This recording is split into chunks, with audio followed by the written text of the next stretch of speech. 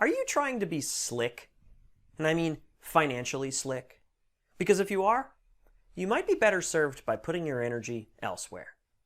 But first, hi, I'm Mike Pumphrey from Empathic Finance, helping you move from money anxiety to financial empowerment. And this is the point where we're going to have like this kind of sound, and there'll be like a ding, and the logo will swing by. It's going to be really cool. Let's talk about interest rates. If you have a savings account, especially an online savings account, you've probably noticed that your rate is going down.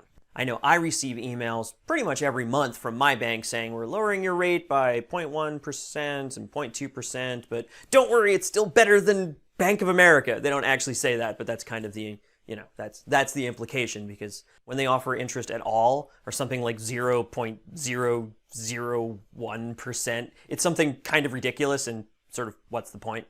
With falling interest rates, you may say to yourself, this is a problem. And you may be tempted to move your money out of your bank and your savings account to somewhere else. But I think it's important to take this in context. Take, for example, a hypothetical $10,000 balance. Now let's say that at one point your online savings account paid you 2%, which was kind of the going rate for a little while. And now you're getting 1%. So that's a 50% reduction in rate. That's a big deal, right? Or maybe not. Because of that $10,000 balance, with a 2% interest rate, you know how much you make in a given month? $17. Now with a 1% interest rate, you make $8.50. So with this 50% reduction in interest, you've lost less than $10. It's basically never worth it to start moving your money around in a savings account to try and chase higher interest rates.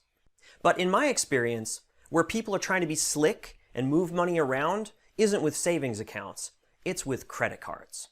And I can understand this because with a credit card balance, you can be charged a lot of interest. And we're not talking 1 or 2% here. And so what I find people do is that they find a credit card with a lower interest rate, and then they transfer the balance from the higher interest rate to the lower interest rate, saving them 3%, 6%, maybe even 10% in the process.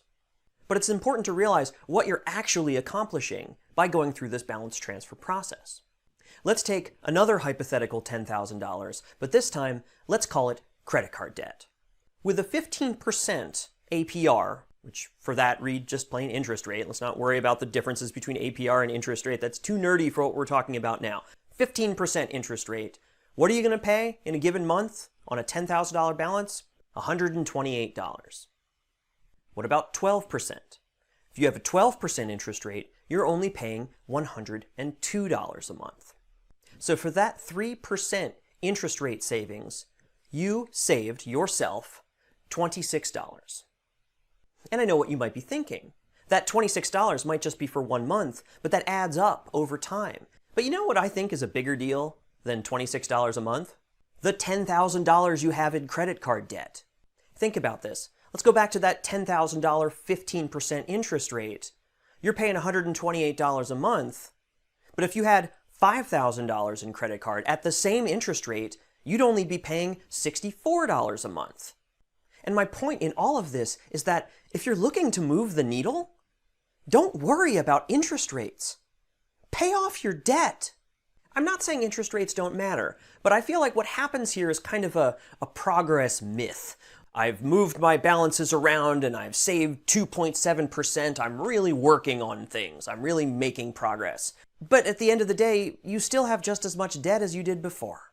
And in the end, it's time that gets you.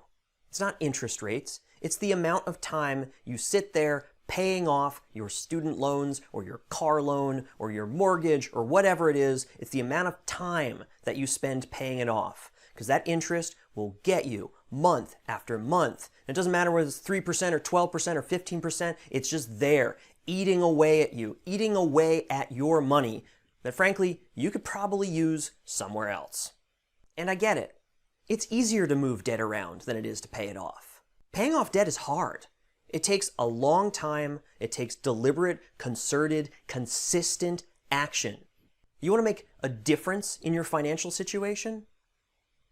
Then pay off the debt. Start a plan. Start small and grow with time. It's not easy, but take it from me, it's worth it. So ask yourself, as you look at credit card balance transfer forms and things like that, are you making progress? Or are you just trying to be slick? People have paid off thousands of dollars, tens of thousands of dollars of debt, didn't do it by being slick. Thanks for watching.